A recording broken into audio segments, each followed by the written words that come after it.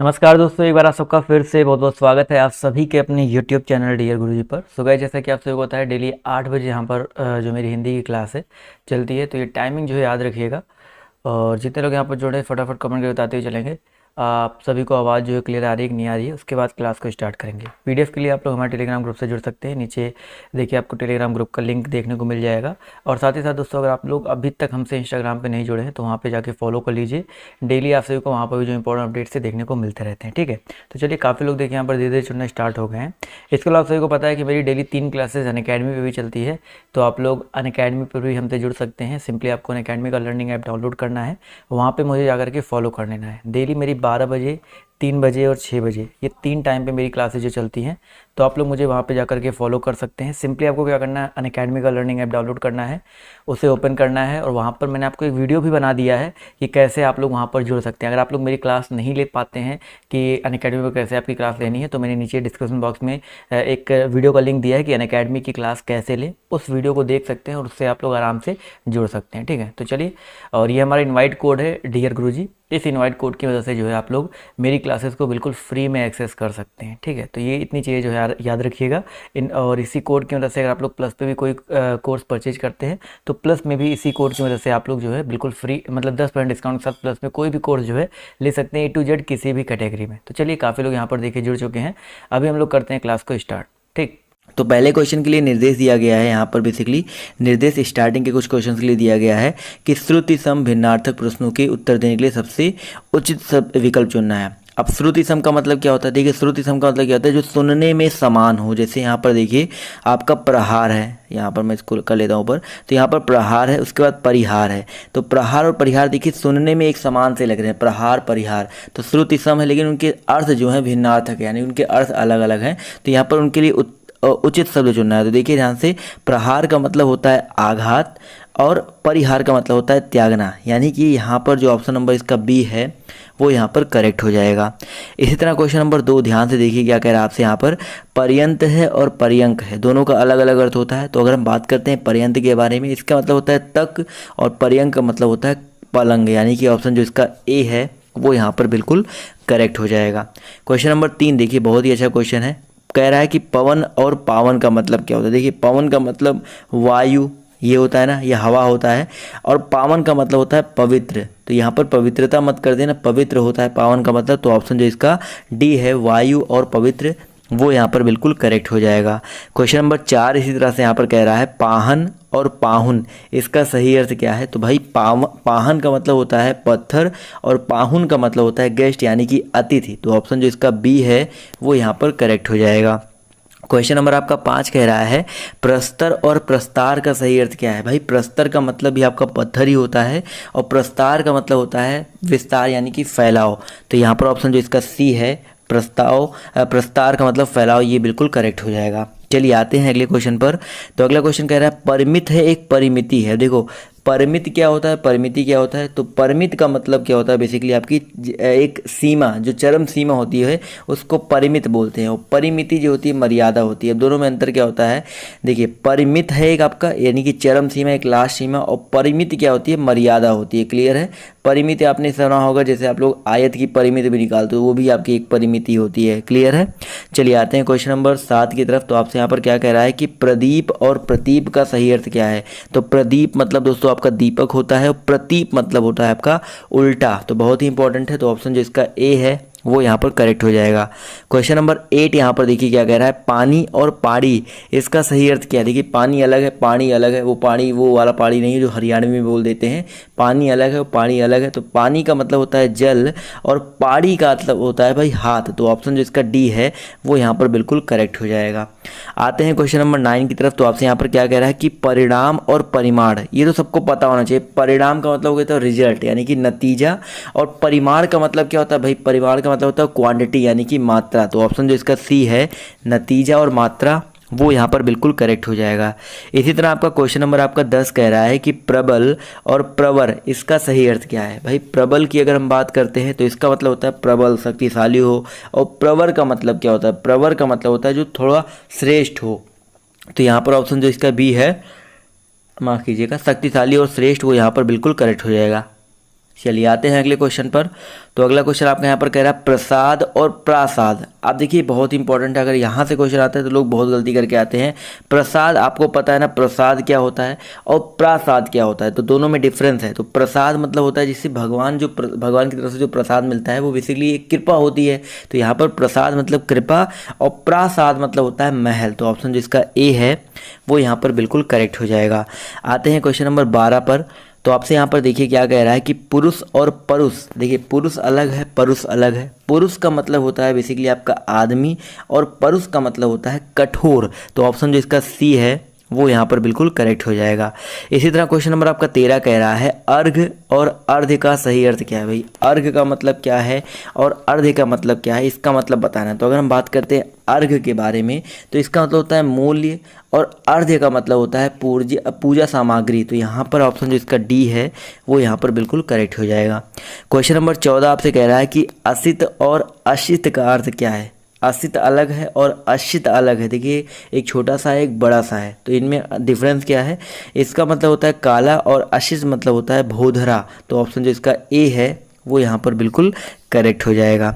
आते हैं question number 15 पर। तो आपसे कह रहा है अस्त और अस्त्र। अस्त जैसे सूरज अस्त होता है वो आपका अस्त होता है और अस्त्र आपका जो शस्त्र वाला होता है वो होता है। तो बेसिकली यहाँ पर अगर देखा जाए तो ये जो स्टार्टिंग का अस्त है अकॉर्डिंग टू द ऑप्शन देखा जाए तो अस्त्र मतलब आंसू भी होता है, तो आंसू हो जाएगा। और अस्त्र आपका हथियार होता है, तो ऑप्शन जो इसका सी है वो यहाँ पर करेक्ट हो जाएगा। क्वेश्चन नंबर 16 पर आते हैं। देखिए ध्यान से क्या कह रहा है कि अभय और उभय का सही अर्थ क्या है। अगर हम बात करें अभय के बारे में और बात करें उभय के बारे में तो यहाँ पर अभय का मतलब होता है निर्भय और उभय का मतलब होता है जो दोनों में होता है, यानी कि ऑप्शन जो इसका बी है निर्भय और दोनों, वो यहाँ पर बिल्कुल करेक्ट हो जाएगा। क्वेश्चन नंबर 17 पर आते हैं। देखिए ध्यान से क्या कह रहा है अमित और अमित का अर्थ क्या होता है। एक अमित है एक अमित है। तो अमित का मतलब होता है बेसिकली आपका बहुत, यानी कि आपके पास बहुत है, अमित है, अमित भंडार है। और अमित का मतलब होता है कि दुश्मन शत्रु। तो यहाँ पर ऑप्शन जो इसका डी है शत्रु और बहुत और शत्रु यहाँ पर बिल्कुल करेक्ट हो जाएगा। आते हैं क्वेश्चन नंबर 18 की तरफ। दोस्तों क्या कह रहा है ध्यान से देखिए अचर और अनुचर का सही अर्थ क्या है।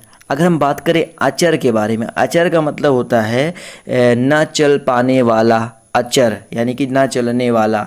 और अनुचर मतलब होता है, अनुचर मतलब क्या होता है, जो आपका अनुचर होता है, नौकर होता है, वो आपका अनुचर होता है। तो ऑप्शन जिसका ए है वो यहाँ पर बिल्कुल करेक्ट हो जाएगा।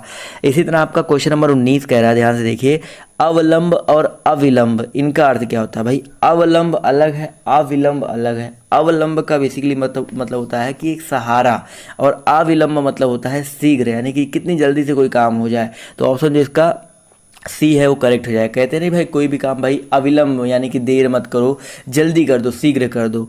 चलिए आते हैं क्वेश्चन नंबर 20 पर। तो अनिष्ट और अनिष्ट ये बहुत इंपॉर्टेंट है, कई बार आपसे पेपर में पूछा गया है। तो अनिष्ट और अनिष्ट की अगर हम बात करते हैं तो इनका जो अर्थ होता है, अनिष्ट मतलब होता है श्रद्धाहीन और अनिष्ट मतलब होता है हानि। तो ऑप्शन जो इसका बी है वो यहाँ पर करेक्ट हो जाएगा। 21 नंबर क्वेश्चन कह रहा है अश्व और अश्म का सही अर्थ क्या है।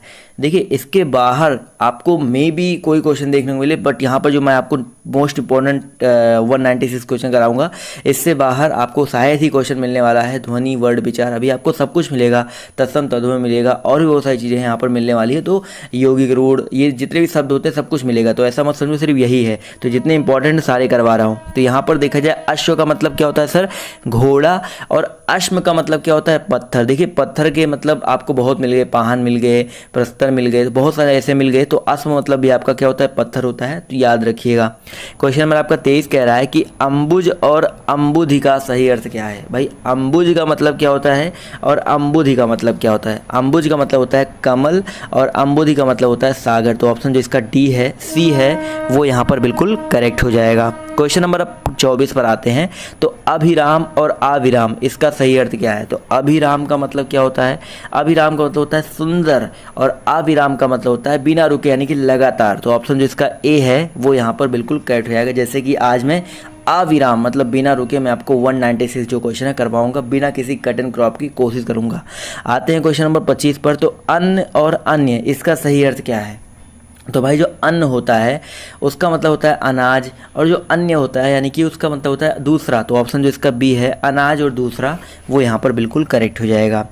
आते हैं क्वेश्चन नंबर 26 पर। तो आपसे क्या कह रहा है कि श्रवण और भ्रमण इसका सही अर्थ क्या है। भाई श्रवण का मतलब क्या होता है और भ्रमण का मतलब क्या होता है। श्रवण का मतलब होता है सुनना, श्रवण मतलब सुनना, और श्रमण मतलब होता है बौद्ध सन्यासी। बहुत ही इंपॉर्टेंट है। तो यहाँ पर ऑप्शन जो इसका बी है वो यहाँ पर करेक्ट हो जाएगा। क्वेश्चन नंबर आपका 27 कह रहा है हरि और हर इसका सही अर्थ क्या है। हरि का मतलब क्या है और हर का मतलब क्या है। तो हरि का मतलब होता है विष्णुदेव और हर का मतलब होता है हरे रंग की। तो बहुत ही इंपॉर्टेंट है। तो ऑप्शन जो इसका डी है वो यहाँ पर बिल्कुल करेक्ट हो जाएगा। समझ में आ रहा है ना सर। चलिए आते हैं क्वेश्चन नंबर 28 पर। तो शुल्क और शुल्क, देखिए शुल्क है एक शुक्ल है, ध्यान दीजिएगा, देखने में सुनने में एक जैसे लग रहे हैं बट अलग अलग है। तो शुल्क मतलब आपकी जो फीस लगती है, एग्जाम आप देते हो, आप लोग बहुत सारी जगह शुल्क लगती है, तो शुल्क होता है। और शुक्ल का मतलब क्या होता है सर।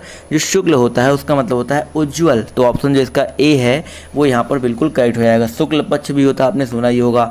आते हैं क्वेश्चन नंबर 29 पर। तो आपसे क्या कह रहा है कि स्वजन और स्वजन, देखिए एक स्वजन है श्वाजन है, तो इनका सही अर्थ क्या है। तो भाई जो आपका पहला वाला स्वजन आधा सा जिसमें लगा हुआ है उसका मतलब क्या होता है आत्मीय, और जो स्वजन होता है इसका मतलब होता है कुत्ता, यानी कि जो डॉग्स होते हैं। तो यहाँ पर ऑप्शन जो इसका सी है वो यहाँ पर बिल्कुल करेक्ट हो जाएगा। समझ में आ गया ना। आते हैं क्वेश्चन नंबर 30 पर। तो आपसे क्या कह रहा है स्वच्छ और श्वा इसका सही अर्थ क्या है। अगर हम बात करते हैं स्वच्छ के बारे में तो क्वेश्चन नंबर 30 में क्या हो जाएगा सर। स्वच्छ मतलब होता है साफ और स्वा मतलब होता है सुंदर आँख। तो अगर आपको किसी की आँख की बड़ाई करनी है तो आप बोल सकते हैं कि आपके पास श्वा है, यानी कि आपके पास सुंदर आँखें हैं। तो ऑप्शन जो इसका बी है वो यहाँ पर बिल्कुल करेक्ट हो जाएगा। क्वेश्चन नंबर आपका देखिए क्या कह रहा है 31 नंबर पर आते हैं सीधे।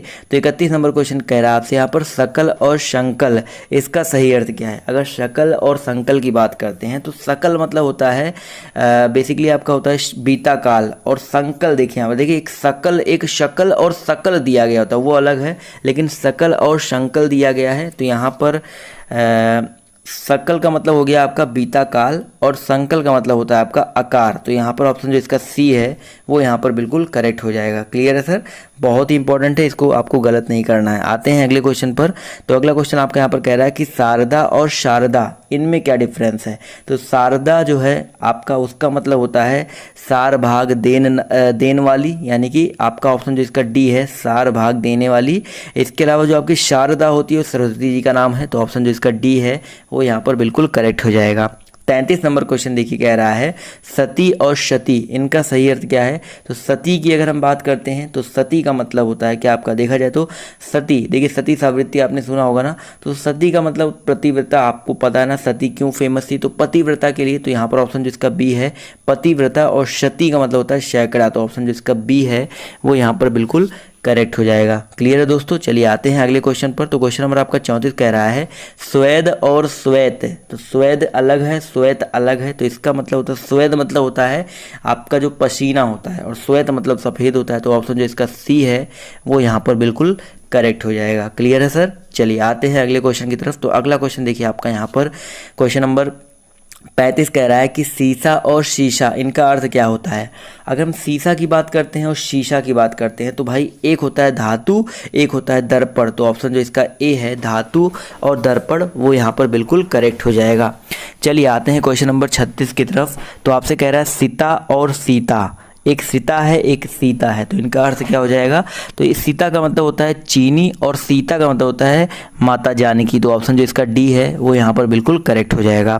क्वेश्चन नंबर आपका 37 कह रहा है एक सुधी है एक सुधी है। एक सुधी का मतलब क्या होता है और सुधी का मतलब क्या होता है, दोनों में डिफरेंस होता है।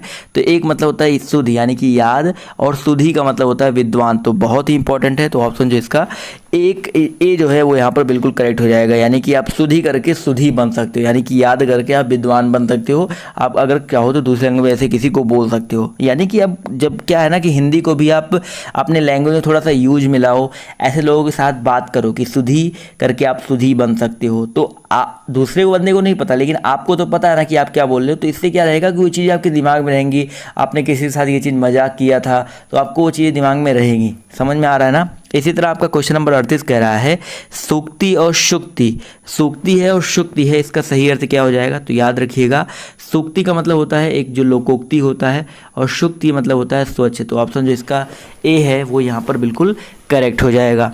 चलिए आते हैं क्वेश्चन नंबर 39 पर। तो आपसे यहाँ पर क्या कह रहा है कि सर्ग और स्वर्ग का सही अर्थ क्या है? तो सर्ग का मतलब क्या होता है? सबको पता है सर, सर्ग का मतलब होता है अध्याय। आपने पढ़ा होगा ना कि पहला सर्ग, दूसरा सर्ग, तीसरा सर्ग, तो अध्याय होता है।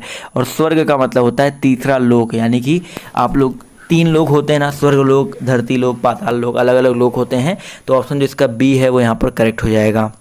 क्वेश्चन नंबर आपका 40 कह रहा है एक सम है एक शम है, तो इनका सही अर्थ बताना है। तो भैया जो एक सम होता है इसका मतलब होता है बराबर, और जो शम होता है उसका मतलब होता है संयम, यानी कि ऑप्शन जो इसका ए है वो यहाँ पर बिल्कुल करेक्ट हो जाएगा। यहाँ तक सभी को क्लियर हो गया ना? तो यार वीडियो को लाइक करते हुए चलो, अभी बहुत लंबा सफ़र तय करना है, तो अंत तक देखना है आपको वीडियो को। अगला क्वेश्चन आपका यहाँ पर क्या कह रहा है, सूत है और सुत है, इनका मतलब क्या होता है? तो एक आपका सूत है, तो सूत का मतलब होता है आपका सारथी, और शुत मतलब होता है पुत्र, यानी कि ऑप्शन जो इसका सी है वो यहाँ पर बिल्कुल करेक्ट हो जाएगा। चलिए आते हैं क्वेश्चन नंबर 42 की तरफ। 42 क्वेश्चन देखिए बहुत ही अच्छा है। एक छात्र है, सबको पता है छात्र मतलब विद्यार्थी होता है, लेकिन ये जो छा वाला छा है, क्षत्रिय वाला छा है, इस छात्र का मतलब क्या होता है? तो भैया इस छात्र का मतलब आपका होता है क्षत्रिय, यानी कि क्षत्रिय वाले छा का मतलब क्या होता है? क्षत्रिय होता है। तो ऑप्शन जो इसका सी है वो यहाँ पर बिल्कुल करेक्ट हो जाएगा। क्वेश्चन नंबर आपके 43 पर आते हैं। तो कह रहा है कटिबंध है और कटिबद्ध है, इनका सही अर्थ क्या है? तो कटिबंध का मतलब क्या होता है आपका? कमर बंद होता है। कटिबंध यानी कटि मतलब होता है कमर, और बंध मतलब होता है बांधने वाला, यानी कि कमर बंद, और कटिबद्ध मतलब होता है तत्पर, यानी कि तैयार। तो ऑप्शन जो इसका बी है वो यहाँ पर बिल्कुल करेक्ट हो जाएगा। 44 नंबर क्वेश्चन पर आते हैं। तो आपसे क्या कह रहा है कि कपिश और कपीश, इसका सही अर्थ क्या है? तो कपिश और कपीश, इनका सही अर्थ अगर हम बात करते हैं तो एक होता है मटमैला, और कपीश का मतलब होता है वानरों का राजा। तो ऑप्शन जो इसका सी है मटमैला और वानरों का राजा, वो यहाँ पर बिल्कुल करेक्ट हो जाएगा। क्लियर है दोस्तों? चलिए आते हैं क्वेश्चन नंबर 46 पर। तो आपसे कह रहा है कली और कली, इनका सही अर्थ क्या है? एक कली है एक कली है, बहुत बार आपके पेपर में रिपीट हुआ होगा, आपने अगर नोटिस किया है तो। कली का मतलब होता है कलयुग, और कली का मतलब होता है अधखिला फूल। तो ऑप्शन जो इसका बी है वो यहाँ पर बिल्कुल करेक्ट हो जाएगा। चलिए सर आते हैं अगले क्वेश्चन की तरफ। तो क्वेश्चन नंबर आपका देखिए 47 यहाँ पर क्या कह रहा है, क्रांति और क्रांति। देखिए क्रांति है एक क्रांति है, कभी कभी देखिए इस तरह से लिखा गया है ना कि लगता है कि पढ़ने में भी एक ही है। तो कांति और क्रांति अलग अलग है, ये चीज़ ध्यान दीजिएगा। तो कांति का मतलब होता है चमक, क्या होता है सर? आपका चमक होता है, और क्रांति का मतलब होता है आपका उलट। कहते हैं ना कि क्रांति ला दी, यानी कि उलट फेर कर दिया, बड़ा। तो ऑप्शन जो इसका डी है वो यहाँ पर करेक्ट हो जाएगा। क्वेश्चन नंबर आपका 48 कह रहा है कि कृति और कृति, देखिए अलग अलग है, इनका सही अर्थ क्या है? तो अगर हम बात करते हैं कृति के मतलब, देखिए दोनों एक ही जैसे लिखे गए हैं बट इनके अर्थ अलग अलग हो सकते हैं। तो एक कृति का मतलब रचना भी होता है, एक कृति का मतलब आपका निपुण भी होता है। तो यहाँ पर ऑप्शन नंबर जो इसका ए है ये यहाँ पर करेक्ट हो जाएगा। क्लियर है? तो कृति दोनों एक ही जैसे लिखे गए हैं बट इनके जो अर्थ हैं वो अलग अलग हो सकते हैं, भिन्न भिन्न भी हो सकते हैं। अगला क्वेश्चन आपका कह रहा है कि कंगाल और कंकाल का सही अर्थ क्या है?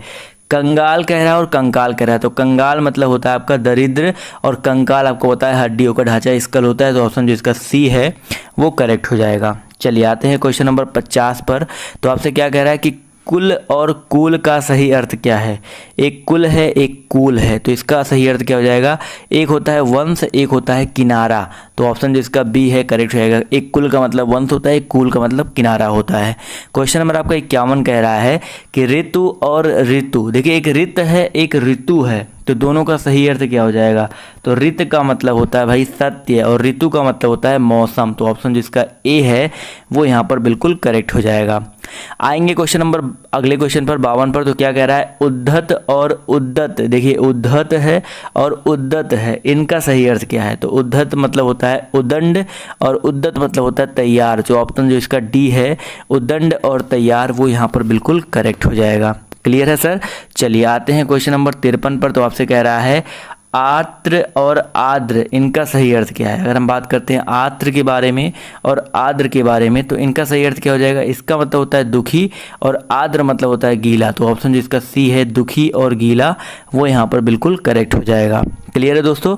चलिए आते हैं क्वेश्चन नंबर 54 पर। तो आपसे कह रहा है आभरण और आमरण इसका सही अर्थ क्या है। आभरण का मतलब क्या होता है सर, आभूषण, और आमरण का मतलब क्या होता है, मरण तक। तो ऑप्शन जो इसका बी है आभूषण और मरण तक वो यहाँ पर बिल्कुल करेक्ट हो जाएगा। क्लियर है सर। चलिए आते हैं अगले क्वेश्चन पर।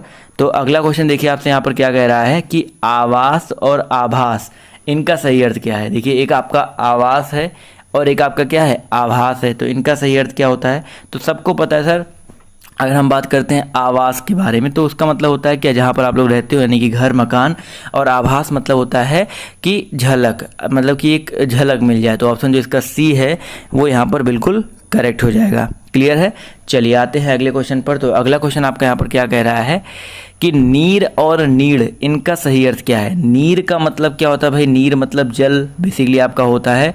और हम बात करते हैं नीड़ के बारे में। देखिए नीर मतलब जल और नीड़ जो होता है आपका वो घोंसला होता है। तो ऑप्शन जो इसका डी है वो यहाँ पर बिल्कुल करेक्ट हो जाएगा। क्लियर है। चलिए आते हैं क्वेश्चन नंबर 57 पर। तो आपसे कह रहा है कि नत और नित। देखिए नत का मतलब क्या है, नित का मतलब क्या है। तो नत का मतलब जो होता है वो झुका हुआ होता है और नित का मतलब होता है प्रतिदिन होता है। तो ऑप्शन जो इसका ए है झुका हुआ और प्रतिदिन ये यहाँ पर बिल्कुल करेक्ट हो जाएगा। आते हैं क्वेश्चन नंबर 58 पर। तो आपसे क्या कह रहा है देव और दैव इनका सही अर्थ क्या है। तो देव का मतलब क्या है और दैव का मतलब क्या है। देव मतलब होता है देवता और दैव मतलब होता है भाग्य। तो ऑप्शन जो इसका सी है वो यहाँ पर बिल्कुल करेक्ट हो जाएगा। क्लियर है।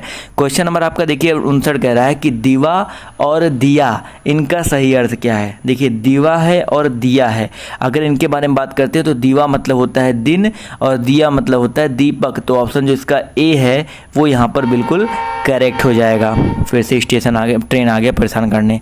क्वेश्चन नंबर आपका 60 कह रहा है दर्शन और दंशन इनका सही अर्थ क्या है। भाई बहुत ही इंपॉर्टेंट है। तो दर्शन का मतलब होता है दांत और दंशन का मतलब होता है दांत से काटना। तो ऑप्शन जो इसका बी है वो यहाँ पर करेक्ट हो जाएगा। क्वेश्चन नंबर 61 कह रहा है दीप और द्वीप इनका सही अर्थ क्या है। तो दीप की अगर हम बात करते हैं तो इनका मतलब होता है दिया और द्वीप मतलब होता है टापू, यानी कि ऑप्शन जो इसका डी है वो यहाँ पर बिल्कुल करेक्ट हो जाएगा। क्वेश्चन नंबर इसी तरह 62 आपसे क्या कह रहा है दारू है एक दारू है। देखिए दारू और दारू इनका सही अर्थ क्या है आपको ये बताना है बेसिकली। तो भाई देखा जाए तो दोनों बिल्कुल एक ही है, लेकिन दारू मतलब लकड़ी भी होती है, दारू का पेड़ आपने सुना होगा, और दारू मतलब शराब भी होती है। तो ऑप्शन जो इसका ए है वो यहाँ पर बिल्कुल करेक्ट हो जाएगा। क्लियर है सर। चलिए आते हैं क्वेश्चन नंबर 37 पर 63 पर। तो आपसे क्या कह रहा है कि दूत और धूत का सही अर्थ क्या है। देखिए दूत मतलब आपको पता है ना, दूत मतलब राजदूत भी हो सकता है या आपका प्रतिनिधि भी मान सकते हैं, बट यहाँ पर प्रतिनिधि ज़्यादा करेक्ट होगा। तो दूत मतलब प्रतिनिधि और जो धूत होता है उसका मतलब होता है जुआ। तो ऑप्शन जो इसका सी है वो यहाँ पर बिल्कुल करेक्ट हो जाएगा। चलिए आते हैं क्वेश्चन नंबर 64 पर। तो आपसे क्या कह रहा है कि तनु और तनु का सही अर्थ क्या है। तनु की बात करते हैं और तनु की बात करते हैं तो भैया तनु का मतलब क्या होता है। अगर हम बात करते हैं तनु के बारे में तो इसका मतलब होता है दुबला, और तनु का मतलब होता है पुत्र। तरिन तनुजा, तनुजा पढ़ा है ना। तो ऑप्शन जो इसका बी है वो यहाँ पर बिल्कुल करेक्ट हो जाएगा। क्वेश्चन नंबर आपका 65 कह रहा है प्रतिहार और प्रत्याहार। देखिए प्रतिहार का मतलब स्टार्टिंग में भी मैंने आपको बताया था, अब बताना है प्रत्याहार का मतलब। तो प्रतिहार का मतलब होता है द्वारपाल। प्रतिहार का मतलब क्या होता है, द्वारपाल भी होता है, और प्रत्याहार का मतलब होता है निवारण। तो ऑप्शन जो इसका सी है वो यहाँ पर करेक्ट हो जाएगा। 65 के बाद 66 नंबर क्वेश्चन क्या रहा है कि बाण और बाण इसका सही अर्थ क्या है। तो अगर हम बात करते हैं बाण के बारे में और बात करते हैं बाण के बारे में, तो बाण का मतलब होता है आदत और बाण मतलब होता है तीर। तो ऑप्शन जो इसका ए है वो यहाँ पर बिल्कुल करेक्ट हो जाएगा।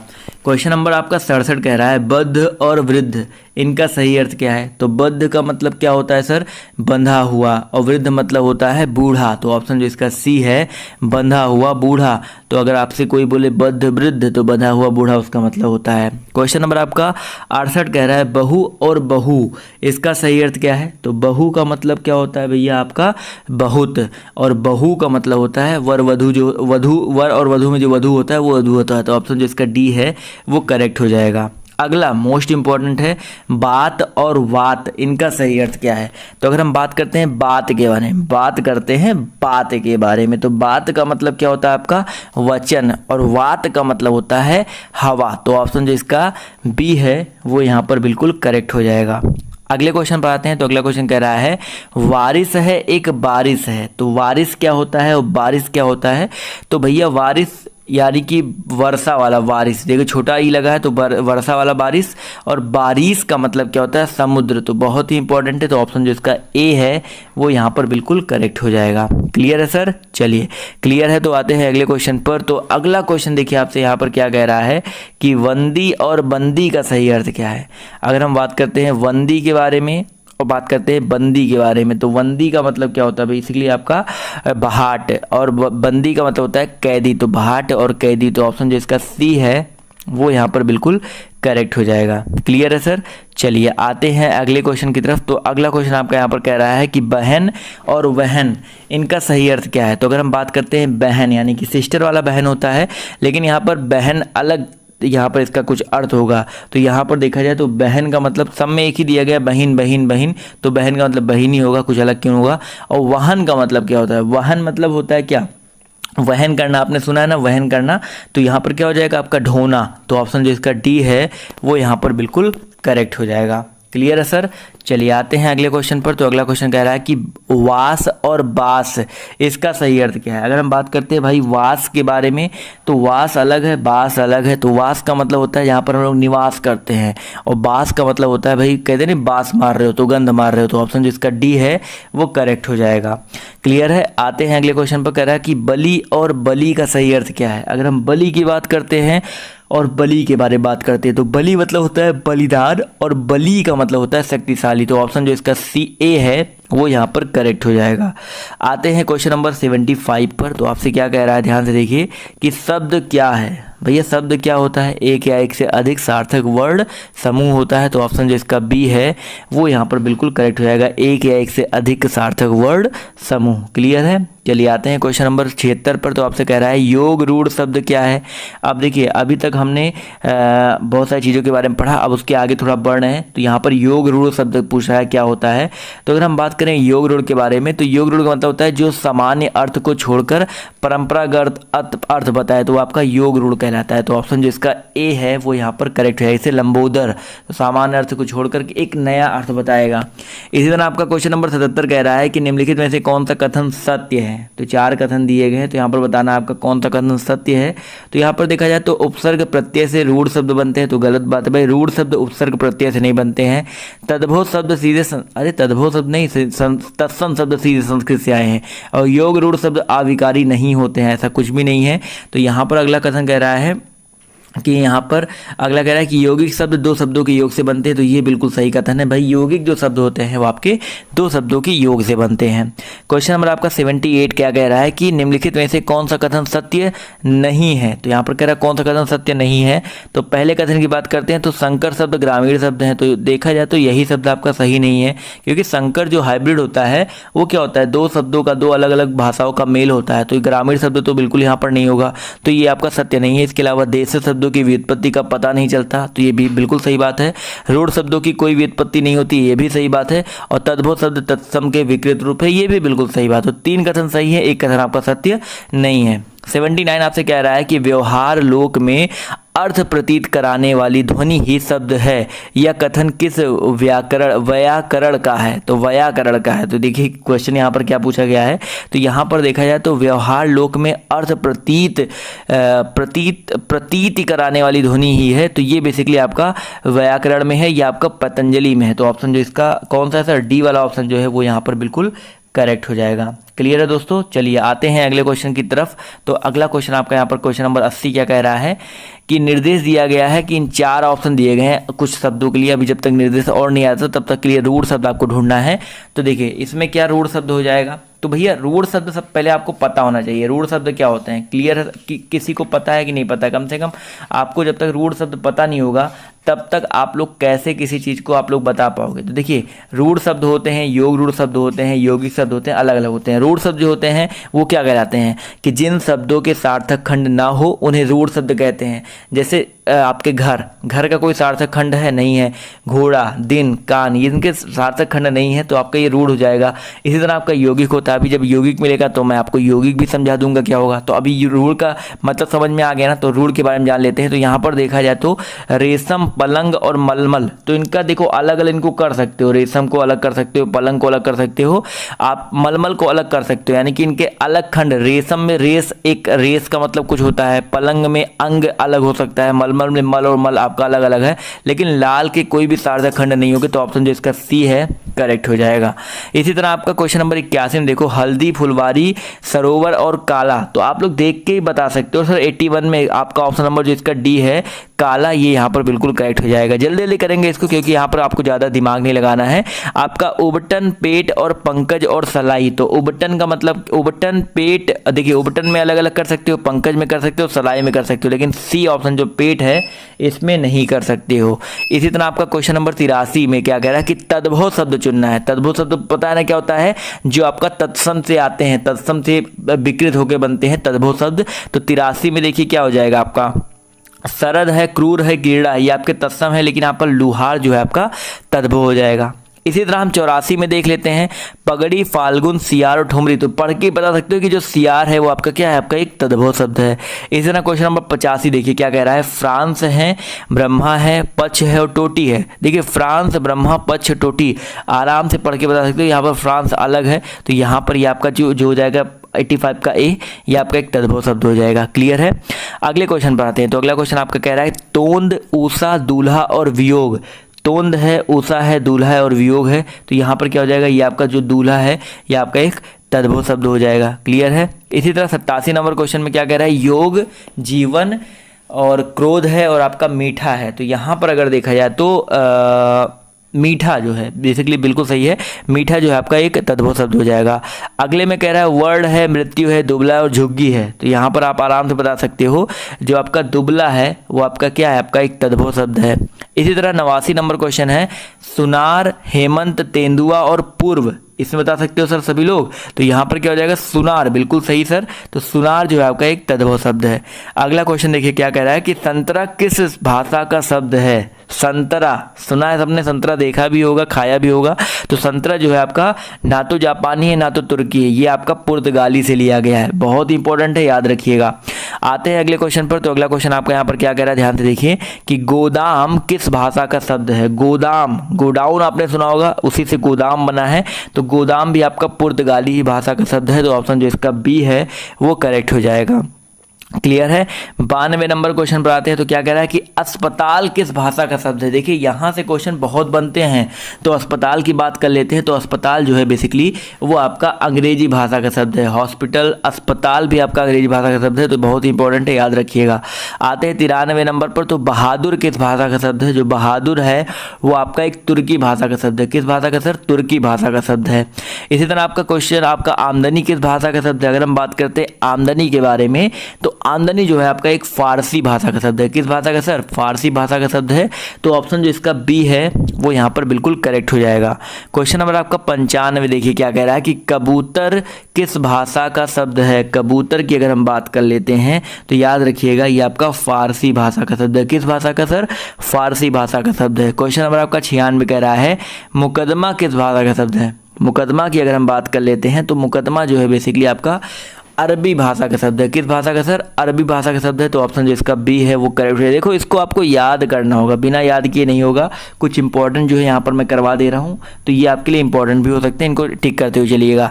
97 कह रहा है भाई रेल किस भाषा का शब्द है। रेल जो है आपका ये तो आपको पता है RAIL अंग्रेजी भाषा का ही शब्द है। तो ऑप्शन जो इसका ए है करेक्ट हो जाएगा। 98 कह रहा है कि लफंगा जो है वो किस भाषा का शब्द है। लफंगा की अगर हम बात करते हैं तो आपका पुर्तगाली भाषा का शब्द है। कैसा भाई, पुर्तगाली। तो ऑप्शन जो इसका डी है वो करेक्ट हो जाएगा। इसी तरह आपका कूपन जो है वो किस भाषा का शब्द है। तो कूपन आपका एक फ्रेंच शब्द है। तो ऑप्शन जो इसका बी है फ्रेंच, वो यहाँ पर बिल्कुल करेक्ट हो जाएगा। क्वेश्चन नंबर आपका 100 देखिए ध्यान से, क्या कह रहा है कि गिरहकट शब्द क्या है। गिरहकट जो शब्द है बेसिकली आपका संकर शब्द है, दो अलग अलग भाषाओं से मिलकर बना हुआ है गिरहकट, तो ऑप्शन जो इसका डी है संकर, वो यहाँ पर बिल्कुल करेक्ट हो जाएगा। इसी तरह आपका क्वेश्चन नंबर 101 कह रहा है भाई ऊट पटांग शब्द क्या है। अगर हम बात करते हैं ऊट पटांग के बारे में तो इसका मतलब है ये आपका एक देशज शब्द है, देशज निकला हुआ, इसकी व्युत्पत्ति का पता नहीं है, बोलते नहीं ऊट पटांग बोल दिया, तो ऑप्शन जो इसका सी है वो करेक्ट हो जाएगा। क्वेश्चन नंबर आपका 102 कह रहा है कि कायल शब्द क्या है। तो कायल ना तो यौगिक है, ना तो रूढ़ है, ना तो तत्सम है, ये आपका एक तद्भव शब्द है, तो ऑप्शन जो इसका बी है वो यहाँ पर बिल्कुल करेक्ट हो जाएगा।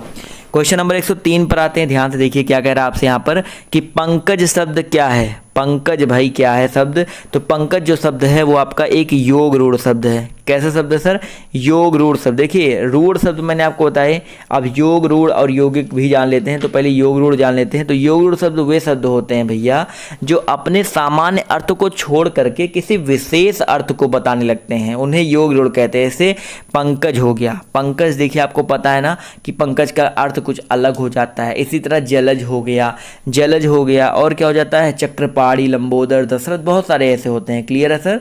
चलिए आते हैं क्वेश्चन नंबर 104 पर। तो पुरोहित शब्द क्या है, पुरोहित शब्द के बारे में बात करते हैं, तो ये आपका क्या है एक तत्सम शब्द है, तो ऑप्शन जो इसका सी है वो यहाँ पर बिल्कुल करेक्ट हो जाएगा। क्लियर है सर। देखिए बैटरी भी खत्म हो रही है, कोई बात नहीं, चार्ज पे लगा लेते हैं। क्वेश्चन नंबर आपका 105 पर आते हैं। तो 105 में देखिए कह रहा है एक कुछ निर्देश दिए गए हैं, यहाँ पर आपको क्या करना है संकर शब्द ढूंढना है, यानी कि इन चारों ऑप्शनों में संकर शब्द आपको ढूंढना है। तो छज्जा है, मुर्दा घर है, शैया है और दीवार है, तो बहुत ही अच्छा क्वेश्चन है।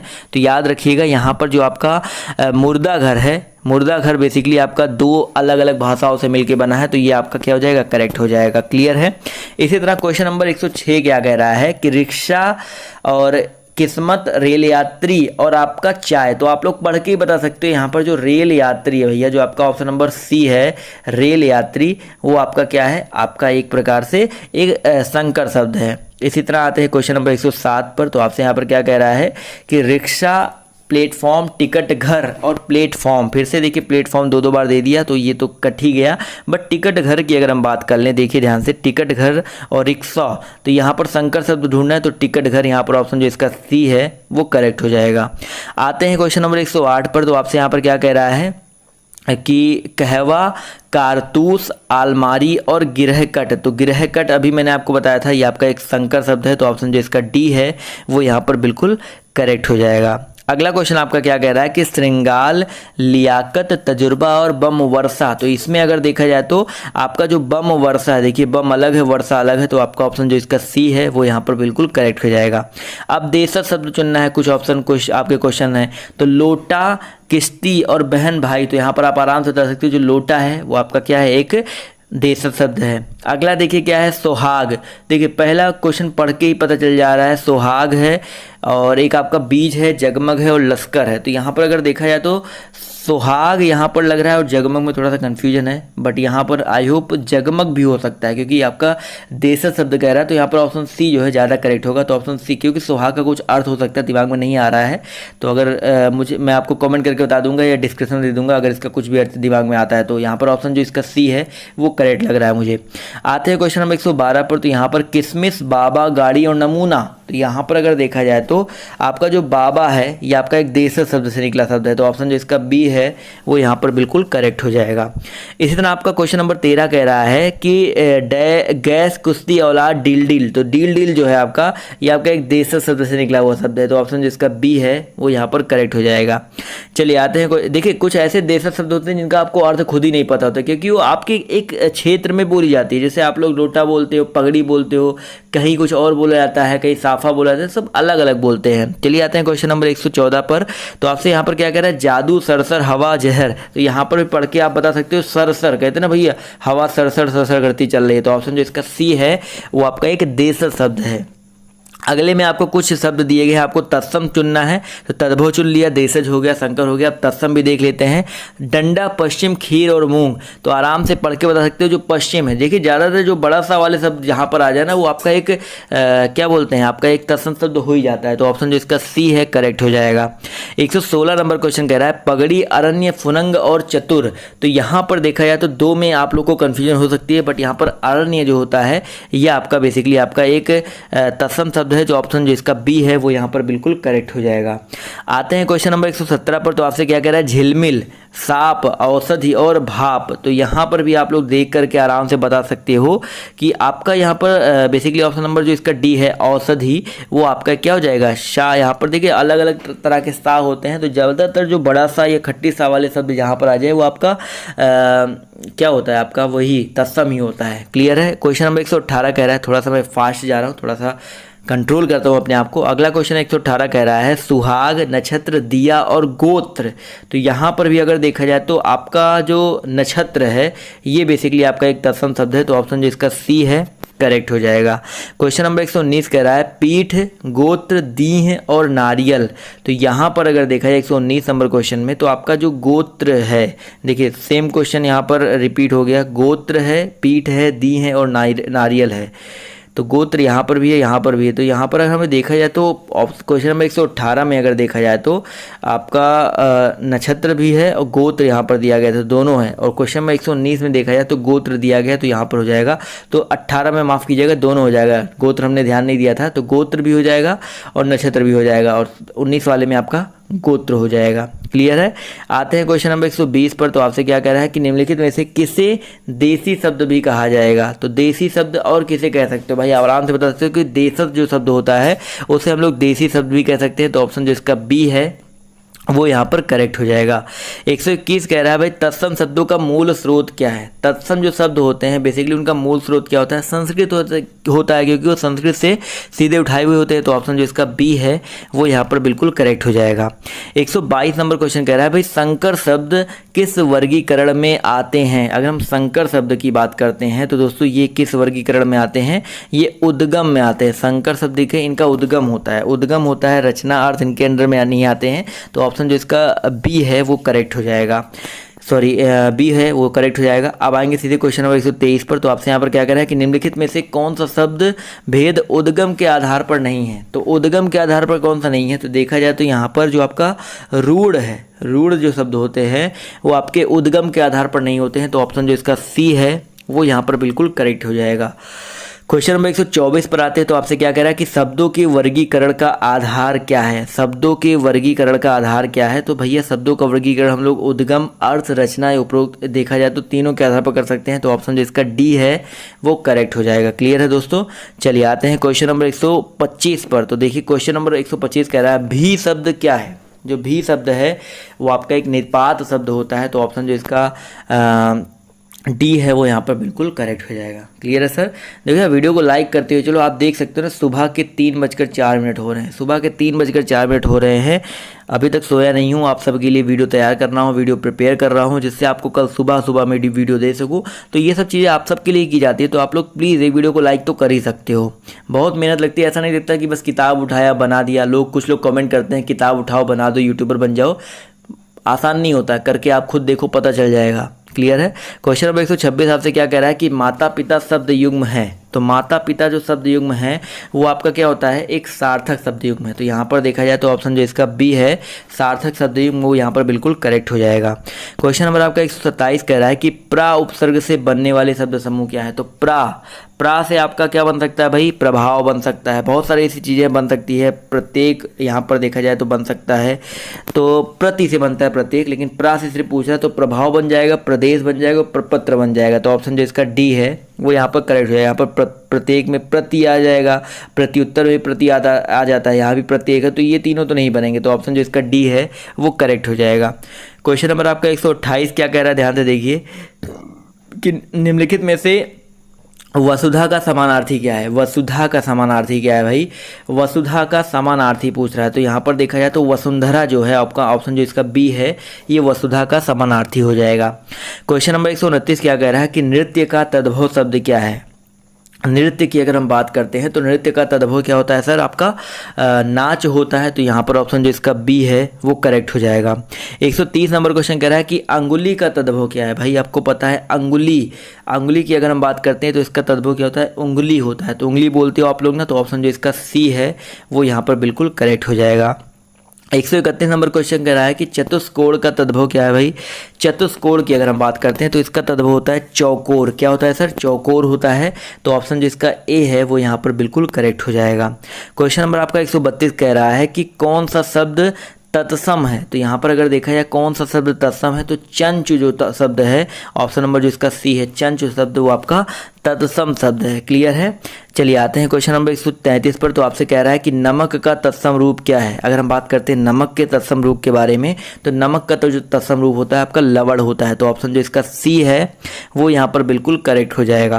क्वेश्चन नंबर आपका 134 कह रहा है कि सतसई का तत्सम क्या है। तो भाई सतसई का जो तत्सम होता है वो सप्तशती होता है। क्या होता है सर, सप्तशती होता है। तो ऑप्शन जो इसका सी है वो यहाँ पर बिल्कुल करेक्ट हो जाएगा। 135 नंबर क्वेश्चन पर आते हैं। तो भाषा की सबसे छोटी इकाई क्या है। तो भाषा की जो सबसे छोटी इकाई है वो आपकी वर्ड कहलाती है, यानी कि ऑप्शन जो इसका सी है वो यहाँ पर बिल्कुल करेक्ट हो जाएगा। देखिए बिना रुके मैंने आपसे बोला था ना कि ये वीडियो आपको बनाऊंगा, तो आप देख सकते हैं यहाँ पर 44 मिनट हो चुका है अभी बिना रुके। देखिए बिना कट एंड क्रॉप की ये वीडियो चल रहा है और ये चलता रहेगा। मैं आपसे जो वादा करता हूँ वो करता हूँ, ये नहीं कि कट और क्रॉप करके आपके लिए वीडियो बनाऊँ, पूरी मेहनत के साथ आपके लिए वीडियो बनाता हूँ। क्वेश्चन नंबर आपका यहाँ पर 36 कह रहा है कि वर्णमाला कहते हैं। तो भाई वर्णमाला जो है किसे कहते हैं, तो याद रखिएगा यहाँ पर आपका जो वर्णों का व्यवस्थित समूह होता है उनको वर्णमाला कहा जाता है। तो ऑप्शन जो इसका डी है वो यहाँ पर बिल्कुल करेक्ट हो जाएगा। क्वेश्चन नंबर 137 कह रहा है कि प्रकोष्ठ शब्द क्या है। भाई प्रकोष्ठ जो शब्द है वो आपका क्या है, एक तत्सम शब्द होता है। तो ऑप्शन जो इसका बी है वो यहाँ पर बिल्कुल करेक्ट हो जाएगा। जितने लोग अभी तक नहीं याद है तो टेलीग्राम पर मैं इसका पीडीएफ दे चुका हूँ, तो आप जाके वहाँ देख सकते हैं। क्वेश्चन नंबर आपका 138 क्या कह रहा है कि कपूर का तत्सम रूप क्या है। तो कपूर का तत्सम रूप क्या है भाई, कपूर का तत्सम होता है कर्पूर। तो यहाँ पर ऑप्शन जो इसका ए है वो यहाँ पर बिल्कुल करेक्ट हो जाएगा। क्लियर है। चलिए आते हैं क्वेश्चन नंबर 139 पर। तो आपसे क्या कह रहा है, गुंठन का तद्भव क्या है। सॉरी, गुंठन का तद्भव क्या होता है। तो भाई गुंठन का मतलब होता है घूंघट। तो यहाँ पर ऑप्शन जो इसका बी है वो यहाँ पर बिल्कुल करेक्ट हो जाएगा। गुठन होना चाहिए था, तो गुठन का तद्भव आपका घूंघट होता है। क्वेश्चन नंबर आपका देखिए यहाँ पर क्या कह रहा है, 140 नंबर कह रहा है कि संविदा का सर्वाधिक उपयुक्त के अर्थ क्या है। संविदा आपने देखा है ना क्या होता है, संविदा मतलब होता है बेसिकली ठेका होता है। क्या होता है, ठेका होता है। तो बेसिकली ये सबसे उपयुक्त अर्थ है। तो ऑप्शन जो इसका बी है वो यहाँ पर बिल्कुल करेक्ट हो जाएगा। 141 नंबर क्वेश्चन कह रहा है कि यौगिक शब्द की पहचान करें। तो ये यौगिक शब्द की पहचान करना है। तो यहाँ पर अगर देखा जाए तो यौगिक शब्द, तो कक्षा अध्यापक जो है वो आपका यौगिक शब्द है। यौगिक मतलब क्या होता है, दो चीज़ों से मिलकर बनता है, दो शब्दों से मिलकर बनता है। तो कक्षा प्लस अध्यापक मिलकर आपका बना है कक्षा अध्यापक। तो ऑप्शन जो इसका डी है करेक्ट हो जाएगा। चलिए आते हैं अगले क्वेश्चन पर। तो 142 क्वेश्चन कह रहा है कि दर्शन का तद्भव क्या है। भाई दर्शन का तद्भव कई बार बता चुका हूँ, दर्शन होता है। तो ऑप्शन जो इसका बी वाला है वो यहाँ पर बिल्कुल करेक्ट हो जाएगा। क्वेश्चन नंबर 143 कह रहा है कि आंख शब्द का तत्सम रूप क्या है। तो आंख शब्द का जो तत्सम रूप होता है वो अक्षी होता है। और तो यहाँ पर देखा जाए तो आंख का जो तत्सम कह रहा है ना, तो आपका अच्छी हो जाएगा। इसके अलावा चक्षु, लोचन और नेत्र इसके पर्यायवाची मान सकते हो। क्लियर है। चलिए आते हैं क्वेश्चन नंबर 144 पर। तो आपसे क्या कह रहा है कि रचना के अनुसार शब्द के प्रकार कितने हैं। तो भाई रचना के आधार पर जो शब्द होते हैं वो आपके कितने प्रकार के होते हैं। भाई आपके 4 प्रकार के होते हैं। अब आप लोग का एक काम बनता है ना, ये चारों प्रकार आप लोग कमेंट करके बताओ, ये चारों प्रकार कौन कौन से होते हैं रचना के आधार पर। चलिए आते हैं क्वेश्चन नंबर 145 पर। तो कह रहा है रूढ़ शब्द का चयन करें। तो रूढ़ शब्द का चयन करना है। तो यहाँ पर अगर देखा जाए तो शूल जो दिया गया है वो आपका एक रूढ़ शब्द है, इनका खंड नहीं कर सकते हो। तो यहाँ पर आपका ऑप्शन नंबर जो इसका सी है वो करेक्ट हो जाएगा। क्वेश्चन नंबर 146 कह रहा है कि विभूति का अनेकार्थक शब्द नहीं है। तो विभूति का अनेकार्थक शब्द क्या है, कौन सा नहीं है। तो यहाँ पर देखा जाए तो वैभव जो होता है वो आपका किसी भी प्रकार की विभूति का अनेकार्थक शब्द नहीं है। इसके अलावा शक्ति, ऐश्वर्य, राख ये आपके विभूति के अनेकार्थक शब्द होते हैं। क्लियर है। चलिए आते हैं क्वेश्चन नंबर 147 पर। तो आपसे क्या कह रहा है कि व्याकरणिक विवेचन के आधार पर हिंदी शब्दों के भाग हैं। तो व्याकरणिक विवेचन के आधार पर हिंदी शब्दों के भाग कौन कौन से हैं। भाई विकारी होते हैं और आपके अविकारी होते हैं। यहाँ पर आविष्कारी लिखा है वो थोड़ा सा गलत लिखा है, बट अविकारी होगा, थोड़ा सा इसको सही कर लीजिएगा। तो ऑप्शन जो इसका सी है वो यहाँ पर बिल्कुल करेक्ट हो जाएगा। क्लियर है दोस्तों। चलिए आते हैं क्वेश्चन नंबर 148 तरफ। अभी थोड़ा देर और रुक जाइए ना, बस 50 क्वेश्चन तो मुश्किल से और बचे हैं कि निम्नलिखित में से विरक्त शब्द कौन सा है। तो विरक्त शब्द यहाँ पर पूछा गया है। तो यहाँ पर अगर देखा जाए तो आपका जगह जगह, तो आपका ऑप्शन जो इसका डी है जगह जगह, वो आपका क्या है, एक विरक्त शब्द है। तो ऑप्शन जो इसका डी है वो बिल्कुल करेक्ट हो जाएगा। अगला क्वेश्चन कह रहा है कि अनेकार्थक शब्द कौन सा है। 149 नंबर क्वेश्चन कह रहा है कि अनेकार्थक शब्द कौन सा है। तो यहाँ पर जो काल है, ऑप्शन जो इसका डी है काल, वो आपका एक अनेकार्थक शब्द है। क्लियर है दोस्तों। चलिए आते हैं क्वेश्चन नंबर 150 की तरफ। तो आपसे क्या कह रहा है कि आत्मा का अनेकार्थक शब्द क्या है। अगर हम बात करते हैं आत्मा के बारे में, तो हृदय जो है वो आपका आत्मा का अनेकार्थक शब्द है। तो हृदय बहुत ही इंपॉर्टेंट है। तो ऑप्शन जो इसका ए है वो यहाँ पर बिल्कुल करेक्ट हो जाएगा। 151 नंबर क्वेश्चन कह रहा है कि रस्सी का तत्सम रूप क्या है। भाई रस्सी का जो तत्सम रूप है वो आपका रश्मि होता है। क्या होता है, रश्मि होता है। तो ऑप्शन जो इसका सी है वो यहाँ पर बिल्कुल करेक्ट हो जाएगा। चलिए आते हैं क्वेश्चन नंबर 152 की तरफ। तो आपसे कह रहा है कि हाथी का तत्सम रूप क्या है। अगर हम बात करते हैं हाथी के बारे में, तो हाथी का तत्सम रूप क्या होता है, हस्तिन होता है। तो ऑप्शन जो इसका ए है वो यहाँ पर बिल्कुल करेक्ट हो जाएगा। क्लियर है। चलिए आते हैं क्वेश्चन नंबर 153 पर। तो आपसे यहाँ पर क्या कह रहा है कि अट्टालिका का तद्भव रूप क्या है। तो अट्टालिका का जो तद्भव रूप होता है वो आपका अटारी होता है। तो ऑप्शन जो इसका सी ए है वो यहाँ पर बिल्कुल करेक्ट हो जाएगा। क्लियर है सर। चलिए आते हैं क्वेश्चन नंबर 154 पर। तो जूता शब्द कैसा शब्द है। तो जो जूता शब्द होता है वो आपका एक देशज शब्द होता है। कैसा शब्द होता है, देशज शब्द होता है। तो ऑप्शन जो इसका डी है वो यहाँ पर बिल्कुल करेक्ट हो जाएगा। क्लियर है दोस्तों। चलिए आते हैं क्वेश्चन नंबर 156 पर आते हैं। तो यहाँ पर क्या कह रहा है कि यौगिक धातु है।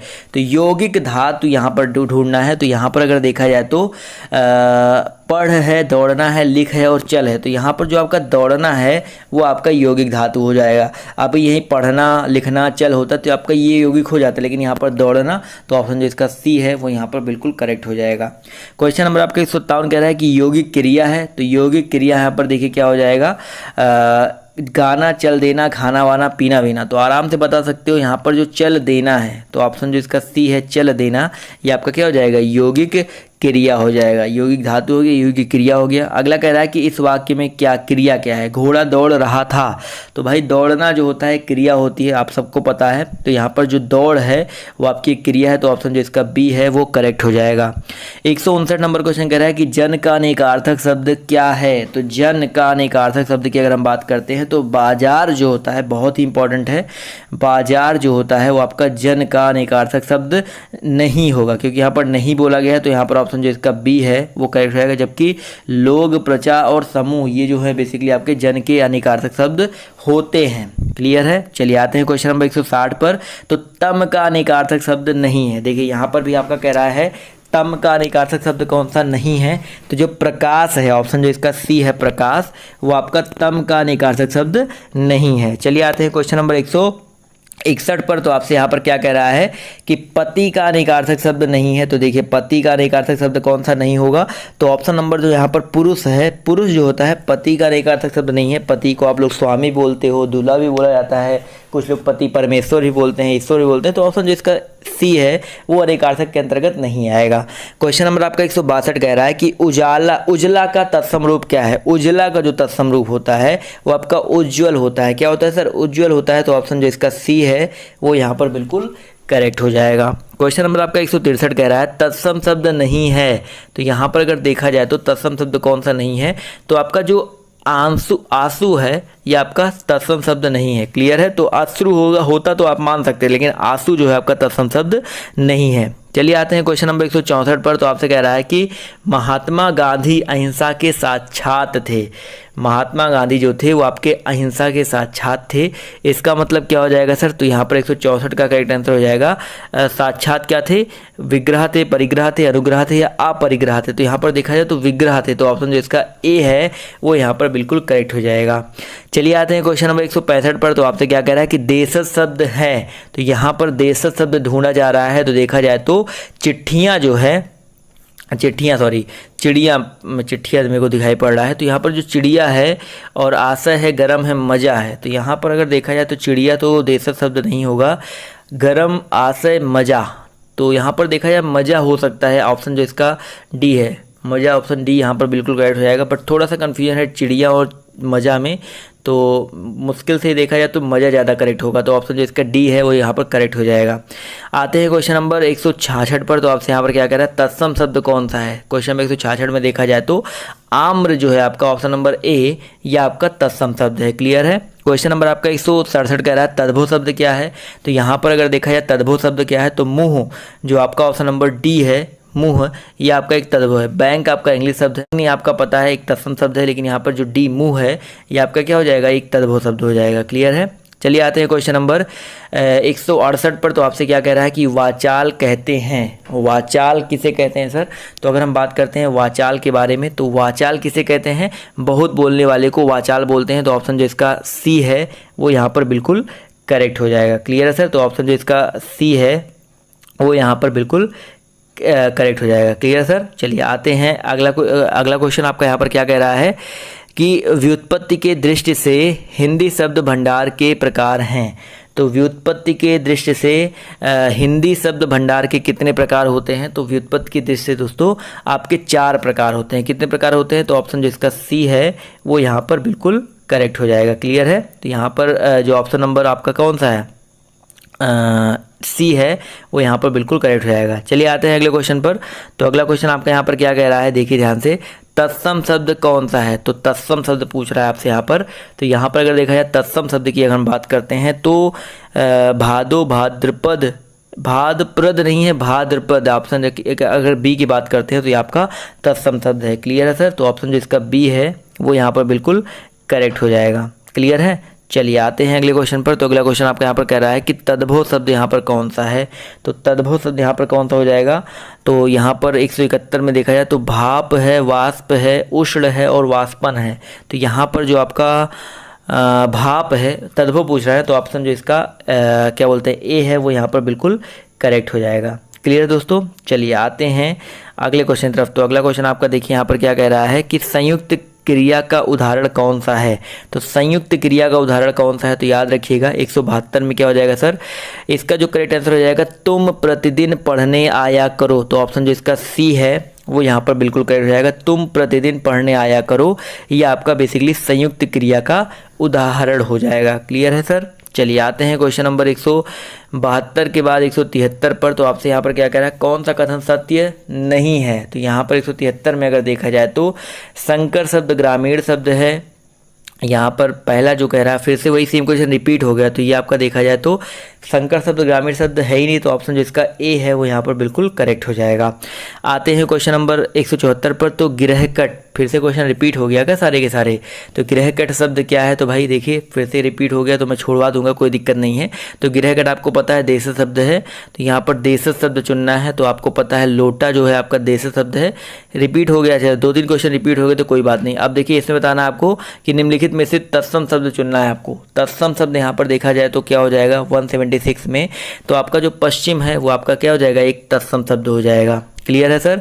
चलिए आते हैं अगले क्वेश्चन पर। तो यहाँ पर कह रहा है निम्नलिखित में से किसे देसी शब्द कहा जाता है। तो यहाँ पर कई सारे क्वेश्चन रिपीट हो गए, उसके लिए माफ़ी चाहूँगा। तो देसी शब्द किसे कहा जाता है, देसी शब्द को आपका देसी शब्द कहा जाएगा। चलिए अब आते हैं कुछ नए क्वेश्चन तरफ। तो यहाँ पर क्या कह रहा है कि निम्नलिखित प्रश्नों में से कौन सा युग्म शब्द अशुद्ध है। तो यहाँ पर देखा जाए तो कौन सा युग्म शब्द अशुद्ध है। तो पति रूपतियो, देखा जाए तो ये जो पति रूपतियो दिया गया है, ये पति रूपतियो यहाँ पर देखा जाए तो ये अशुद्ध देखने में ही लग रहा है। तो ऑप्शन जो इसका ए है वो यहाँ पर बिल्कुल करेक्ट हो जाएगा। क्लियर है सर। चलिए आते हैं अगले क्वेश्चन पर। तो अगला क्वेश्चन कह रहा है कि तत्सम शब्दों का मूल स्रोत क्या है। तो आपको पता है संस्कृत होता है, तो ऑप्शन जिसका बी है करेक्ट हो जाएगा। अगला क्वेश्चन कह रहा है भाई शब्दों के वर्गीकरण का आधार क्या है। तो शब्दों के वर्गीकरण का आधार क्या है सर, उद्गम भी है, अर्थ भी है, रचना भी है। तो ऑप्शन जो इसका डी है वो यहाँ पर बिल्कुल करेक्ट हो जाएगा। क्वेश्चन नंबर 181 कह रहा है योग रूढ़ शब्द क्या क्या अर्थ है। तो योग रूढ़ शब्द का क्या अर्थ है। तो अगर हम बात करते हैं योग रूढ़ का मतलब क्या होता है भैया, तो योग रूढ़ देखिए रूढ़ आपको बता दिया, योग रूढ़ जान लीजिए। योग रूढ़ बेसिकली आपका क्या होता है, ये जो सामान्य अर्थ छोड़कर परंपरागत अर्थ बताते हैं वो आपके योग रूढ़ कहलाते हैं। जैसे आपका लंबोदर हो गया, बहुत सारे ऐसे होते हैं। आते हैं अगले क्वेश्चन पर। तो आपसे क्या कह रहा है कि विकारी शब्दों के जिस रूप से उनकी संख्या का बोध होता है वे क्या कहलाते हैं। तो विकारी शब्दों के जिस रूप से उनकी संख्या का बोध हो, बेसिकली वो आपके वचन कहलाते हैं। तो एक वचन, दो वचन आपने सुना है ना, तो ऑप्शन जो इसका ए है वो यहाँ पर बिल्कुल करेक्ट हो जाएगा। क्लियर है। चलिए आते हैं क्वेश्चन नंबर 183 पर। तो आपसे क्या कह रहा है कि संस्कृत के वे शब्द जो हिंदी में बिना किसी परिवर्तन के प्रयुक्त होते हैं वो क्या कहलाते हैं। तो भैया क्या कहलाते हैं संस्कृत के वे शब्द।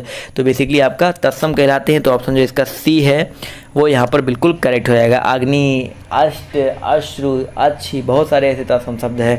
चलिए आते हैं क्वेश्चन नंबर 184 पर। तो आपसे क्या कह रहा है कि निम्नलिखित में से किस समूह में सभी शब्द तत्सम हैं। तो यहाँ पर सभी शब्द तत्सम यहाँ पर कौन सा हो जाएगा सर। 184 में अगर देखा जाए तो सभी शब्द आपका तत्सम यहाँ पर शर्करा, पवन, ज्येष्ठ, अग्नि। पहले वाले ऑप्शन की अगर हम बात करते हैं तो अग्नि भी आपका तत्सम है, ज्येष्ठ भी है आपका, शर्करा भी और पवन भी है। तो यहाँ पर देखा जाए पहला ही ऑप्शन यहाँ पर करेक्ट हो जाएगा। तो ऑप्शन जो इसका ए है करेक्ट हो जाएगा। इसमें देखा जाए तो घोड़ा नहीं है, इसमें किताब, नानी, चाकू नहीं है, चम्मच, हाथी नहीं है। तो क्लियर है। चलिए आते हैं 185 पर। तो आपसे कह रहा है स्वर्ण कैसा शब्द है। तो स्वर्ण बेसिकली आपका देखा जाए तो आपका एक तत्सम शब्द है। स्वर्ण हो गया, स्वप्न हो गया, संध्या हो गया, ये सारे तत्सम होते हैं। तो ऑप्शन जो इसका ए है वो यहाँ पर बिल्कुल करेक्ट हो जाएगा। 186 नंबर क्वेश्चन आपसे क्या कह रहा है कि वे शब्द जो प्रकृति, प्रत्यय अथवा दूसरे शब्दों के योग से बने हो वो क्या कहलाते हैं। जो प्रकृति से बने हो, प्रत्यय से बने हो अथवा दूसरे शब्दों के योग से बने होते हैं वो क्या कहलाते हैं। तो याद रखिएगा वे बेसिकली आपके क्या कहलाते हैं, यौगिक शब्द कहलाते हैं। तो ऑप्शन जो इसका डी है वो यहाँ पर बिल्कुल करेक्ट हो जाएगा। बहुत ही इंपॉर्टेंट है। तो ऑप्शन डी यहाँ पर बिल्कुल करेक्ट हो जाएगा। 187 नंबर क्वेश्चन कह रहा है कि नीचे दिए गए विकल्पों में से तत्सम शब्द का चयन कीजिए। तो तत्सम शब्द का चयन करना है। यहाँ पर देखा जाए तो आम्र है, तो आम्र ही देखा जाए तो आपका तत्सम है, आम का होता है। तो ऑप्शन जो इसका ए है वो यहाँ पर करेक्ट हो जाएगा। देख सकते हैं कि 59 मिनट हो चुका है, 1 घंटे हो चुका है, अभी तक मैंने कट नहीं किया है। अगला क्वेश्चन आपका यहाँ पर क्या कह रहा है कि दिए गए विकल्पों में से तद्भव शब्द का चयन कीजिए। तो तद्भव शब्द का चयन करना है। तो याद रखिएगा 188 का करेक्ट आंसर क्या हो जाएगा सर, आपका मुंह। जो आपका मुंह है, ऑप्शन नंबर जो इसका डी है वो आपका एक तद्भव शब्द है। जबकि बैंक, अग्नि, अमीर ये आपके देखा जाए तो अलग अलग होते हैं। देखिए अभी मैंने अमीर के बारे में बताया था, शायद दिमाग में उस समय नहीं आ रहा था। तो अमीर बेसिकली आपका एक फ़ारसी शब्द होता है। मैंने शायद उस समय कुछ और बोल दिया था, पुर्तगाली बोल दिया था। तो पुर्तगाली नहीं होता, बेसिकली आपका एक फ़ारसी शब्द होता है। क्लियर है। चलिए आते हैं क्वेश्चन नंबर 189 पर। तो आपसे यहाँ पर क्या कह रहा है कि निम्नलिखित विकल्पों में से सकर्मक क्रिया का चयन करना है। आपको क्या करना है सर, सकर्मक क्रिया का चयन करना है। तो याद रखिएगा यहाँ पर लेटना, पिघलना, छूटना और तड़पाना। तो यहाँ पर सकर्मक क्रिया कौन सी हो जाएगी, बहुत ही इंपॉर्टेंट है। तो यहाँ पर जो तड़पाना है वो आपका सकर्मक क्रिया हो जाएगा। तो ऑप्शन जो इसका डी है वो यहाँ पर बिल्कुल करेक्ट हो जाएगा। 190 नंबर क्वेश्चन कह रहा है कि बड़ों के लिए उपयुक्त अभिवादन का चयन कीजिए। बड़ों के लिए उपयुक्त अभिवादन भैया सादर प्रणाम बोलते हैं बड़ों को। तो ऑप्शन जो इसका बी है वो यहाँ पर बिल्कुल करेक्ट हो जाएगा। अगला क्वेश्चन कह रहा है कि निम्नलिखित शब्दों के दिए गए विकल्पों में तत्सम शब्द का चयन कीजिए। तो तत्सम शब्द का आपको चयन करना है। तो यहाँ पर अगर देखा जाए तो कलश, जो आपका ऑप्शन ए है, कलश जो है आपका तत्सम शब्द हो जाएगा। तो ऑप्शन जिसका ए है वो यहाँ पर बिल्कुल करेक्ट हो जाएगा। क्लियर है दोस्तों। चलिए क्लियर है तो आते हैं अगले क्वेश्चन की तरफ। तो अगला क्वेश्चन आपका यहाँ पर क्या कह रहा है कि घुड़सवार शब्द निम्न में से क्या है। तो घुड़सवार, तो घुड़सवार आप देख के ही बता सकते हो कि यौगिक शब्द है। तो ऑप्शन जो इसका सी है वो यहाँ पर बिल्कुल करेक्ट हो जाएगा। क्लियर है दोस्तों। तो सी पर टिक करेंगे और बढ़ेंगे हम लोग अगले क्वेश्चन की ओर। तो अगला क्वेश्चन आपका यहाँ पर क्या कह रहा है, ध्यान से देखिए कि अजायब घर क्या है भाई। अजायब घर की अगर हम बात करते हैं तो ये होता है आपका एक संकर शब्द, दो अलग अलग भाषाओं से मिलकर बना, शब्दों से मिलकर है। तो ऑप्शन जो इसका डी है वो यहाँ पर बिल्कुल करेक्ट हो जाएगा। आते हैं अगले क्वेश्चन पर। तो अगला क्वेश्चन आपका कह रहा है कि मोर का तत्सम रूप क्या होता है। अगर हम बात करते हैं भैया मोर के बारे में, तो मोर का तत्सम क्या होता है। तो बिल्कुल सिंपल सा क्वेश्चन है, कई बार आपने देखा भी होगा, मयूर होता है। तो ऑप्शन जो इसका बी है वो यहाँ पर बिल्कुल करेक्ट हो जाएगा। क्वेश्चन नंबर आपका 95 कह रहा है कि निम्नलिखित में से योग रूढ़ शब्द चुनना है। 195 में योग रूढ़ शब्द चुनना है। तो आपका जो चक्रपाणी है, ठीक है, चक्रपाणी, तो कानी उंगली में पानी उंगली में जिसके चक्र होता है वो आपका चक्रपाणी विष्णुदेव कहलाते हैं। तो ऑप्शन जिसका बी है वो यहाँ पर एक योग रूढ़ हो जाएगा। 196 नंबर क्वेश्चन देखिए ध्यान से, क्या कह रहा है कि जिस मूल शब्द में विकार होने से क्रिया बनती है उसे क्या कहते हैं। तो जिस मूल शब्द में विकार होने से क्रिया बनती है उन्हें हम लोग बोलते हैं यौगिक धातु। तो ऑप्शन जो इसका डी है वो यहाँ पर बिल्कुल करेक्ट हो जाएगा। तो क्लियर है सर। तो 1 घंटे 2 मिनट का जो वीडियो है आपके लिए मैंने यहाँ पर प्रिपेयर किया है बिना रुके, और एक बीच में एक गलती हुई थी अमीर शब्द को लेकर के, तो उसके लिए माफ़ कर देना। तो मैं कोई कट और क्रॉप नहीं कर रहा हूँ, सीधे पढ़ा रहा हूँ। तो बस आपको ये वीडियो कैसा लगा आप लोग इतना कमेंट करके बताइएगा, और इसके अलावा इसी तरह के वीडियोस मैं आपके लिए लेकर के आता रहता हूँ। तो बस यार आज के इस वीडियो में तो इतना ही। बाय बाय, टेक केयर, जय हिंद जय भारत। बस शेयर कर दो ज़्यादा से ज़्यादा, PDF मैं आपको अपने टेलीग्राम ग्रुप पर दे दूँगा। शेयर करो ज़्यादा से ज़्यादा यार, शेयर करो, लाइक करो, तभी तो आपको PDF मैं आपको इतना सब कुछ दे रहा, तो इतना तो कर ही सकते हो। तो अभी के लिए बाय बाय, टेक केयर, जय हिंद जय भारत।